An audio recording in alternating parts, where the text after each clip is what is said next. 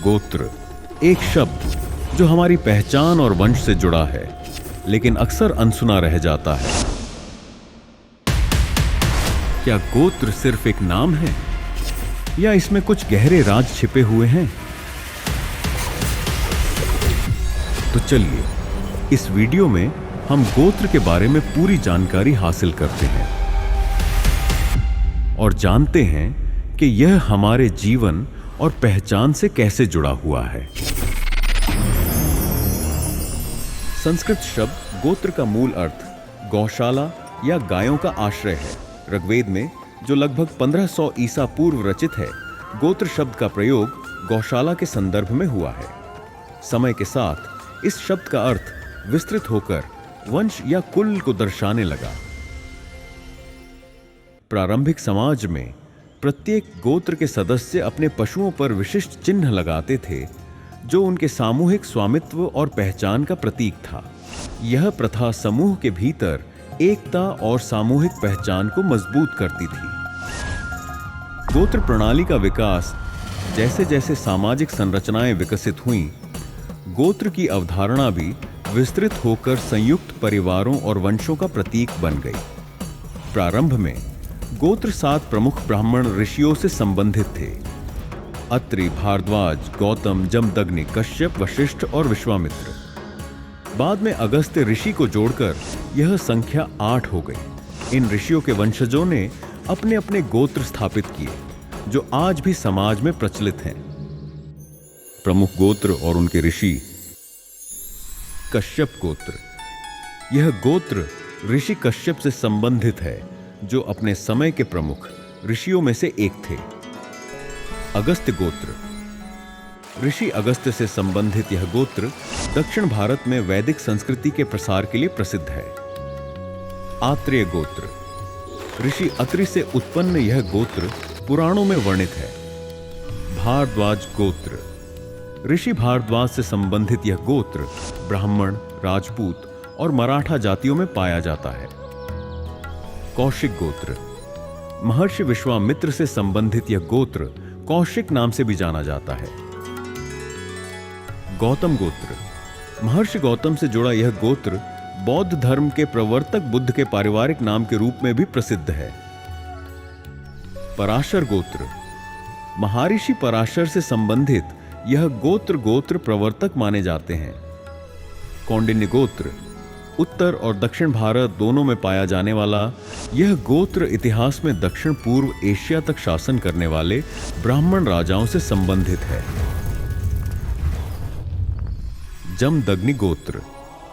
प्राचीन ऋषि जमदग्नि से संबंधित यह गोत्र महत्वपूर्ण है। शांडिल्य गोत्र। ऋषि शांडिल्य के नाम पर आधारित यह गोत्र उनके वंशजों को दर्शाता है। गोत्र और विवाह नियम। हिंदू समाज में विवाह के संदर्भ में गोत्र का विशेष महत्व है। समान गोत्र के 2 व्यक्तियों का विवाह वर्जित माना जाता है, क्योंकि उन्हें एक ही पूर्वज का वंशज माना जाता है। इस प्रथा का उद्देश्य आनुवंशिक विकारों से बचाव करना और सामाजिक संबंधों का विस्तार करना है।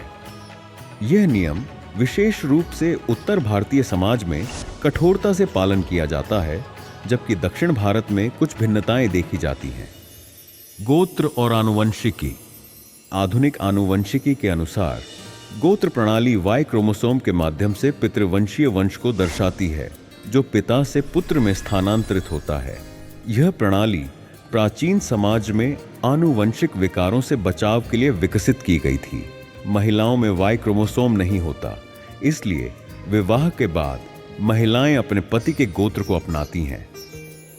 गोत्र प्रणाली का सामाजिक प्रभाव। गोत्र प्रणाली ने भारतीय समाज में सामाजिक संरचना और विवाह संबंधी नियमों को निर्धारित करने में महत्वपूर्ण भूमिका निभाई है।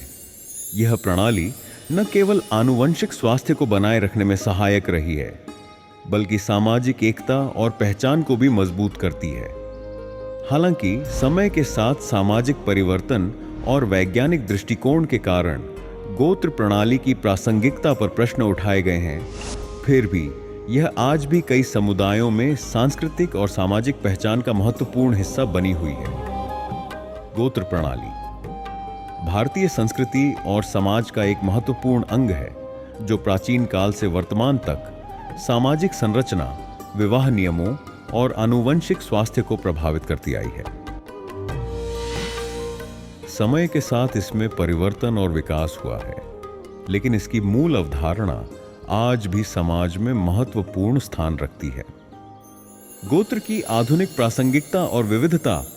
आज के युग में भी गोत्र केवल धार्मिक या सांस्कृतिक पहचान नहीं है, बल्कि विवाह निर्णयों, पारिवारिक परंपराओं और सामाजिक संरचना में इसकी अहम भूमिका देखी जाती है। विशेष रूप से ग्रामीण क्षेत्रों और पारंपरिक परिवारों में विवाह से पहले गोत्र पूछना अब भी एक जरूरी प्रक्रिया है। इसे केवल रीति रिवाज न मानकर कई लोग इसे वंश परंपरा की रक्षा के रूप में देखते हैं। गोत्र परिवर्तन की परंपरा। कुछ परिस्थितियों में गोत्र का परिवर्तन भी होता है, जैसे कि गुरु परंपरा में जब कोई शिष्य दीक्षा लेकर किसी अन्य परंपरा में शामिल होता है तो वह अपने गुरु का गोत्र स्वीकार कर लेता है। इसे दत्तक गोत्र कहा जाता है। उदाहरण स्वरूप वेदों और पुराणों में ऐसे उल्लेख मिलते हैं जहां किसी ने अपने पुत्र को किसी दूसरे ऋषि को अर्पित किया और वह बालक उस ऋषि के गोत्र में सम्मिलित हो गया। यह परंपरा दर्शाती है कि गोत्र केवल जैविक नहीं बल्कि आध्यात्मिक और सामाजिक पहचान भी होती है। अन्य जातियों में गोत्र की उपस्थिति। हालांकि गोत्रों की उत्पत्ति ब्राह्मणों से मानी जाती है, लेकिन समय के साथ राजपूत, क्षत्रिय, वैश्य जातियों और जनजातियों ने भी अपने कुल गोत्र को मान्यता दी है। यह उन्हें सामाजिक संगठन में एक स्थान और पहचान देता है। उदाहरण के तौर पर राजपूतों में सूर्यवंशी और चंद्रवंशी गोत्र की परंपरा रही है, जो राम और पांडवों से जुड़ी है। जाटों और गुर्जरों जैसी जातियों में भी गोत्र के आधार पर विवाह संबंध निर्धारित होते हैं। गोत्र का वैज्ञानिक पहलू। आधुनिक अनुसंधानों में पाया गया है कि कई गोत्रों में वाई क्रोमोसोम की समानता है, जिससे यह प्रमाणित होता है कि एक ही गोत्र के पुरुष सदस्य सच में एक समान पितृवंश से आए हैं। यह एक रोचक जैविक तथ्य है जो दर्शाता है कि हमारी प्राचीन परंपराएं कई मायनों में वैज्ञानिक रूप से भी तर्कसंगत थीं। नारी और गोत्र व्यवस्था। प्राचीन काल से स्त्रियों को पैतृक गोत्र के अनुसार पहचाना जाता रहा है, लेकिन विवाह के पश्चात वे पति का गोत्र स्वीकार करती हैं। यह गोत्र परिवर्तन उनके विवाह की सामाजिक मान्यता का भी प्रतीक होता है। हालांकि आज की नई पीढ़ी में इस व्यवस्था को लेकर सवाल उठते हैं, फिर भी कुछ महिलाएं इसे अपनी सांस्कृतिक जड़ों से जुड़ने का माध्यम मानती हैं। गोत्र और धर्म ग्रंथों में उल्लेख। वेदों, उपनिषदों, स्मृतियों और पुराणों में गोत्रों का विस्तृत वर्णन है। मनुस्मृति और याज्ञवल्क्य स्मृति जैसे ग्रंथों में विवाह के समय गोत्र की अनिवार्यता पर विशेष बल दिया गया है। गोत्र केवल एक पारिवारिक पहचान नहीं, बल्कि संस्कारों, परंपराओं और सामाजिक संरचना की अदृश्य डोर है जो भारतीय सभ्यता को हजारों वर्षों से एक सूत्र में बांधे हुए है। यह परंपरा आज भी हमारी सांस्कृतिक चेतना में जीवंत है, चाहे हम किसी भी पंथ, प्रदेश या वर्ग के क्यों न हों।